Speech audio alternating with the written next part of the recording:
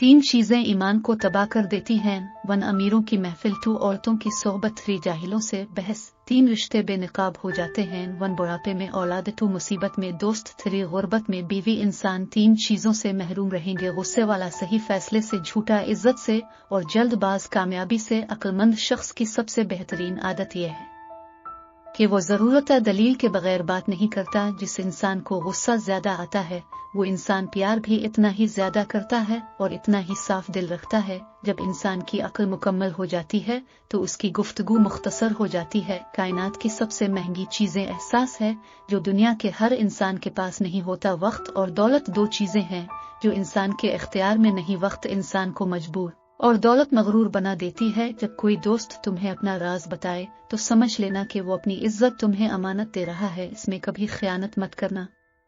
जिंदगी जीने के 2 ही रास्ते हैं: भूल जाओ उन्हें जिनको मुआफ नहीं कर सकते और मुआफ कर दो उन्हें जिनको भूल नहीं सकते। ईमान और हया 2 ऐसे परिंदे हैं कि अगर उनमें से एक उड़ जाए तो दूसरा खुद ही उड़ जाता है। मुसीबतें जो तुम पर नाजिल होती हैं तुम्हारे गुनाहों का नतीजा हुआ करती हैं।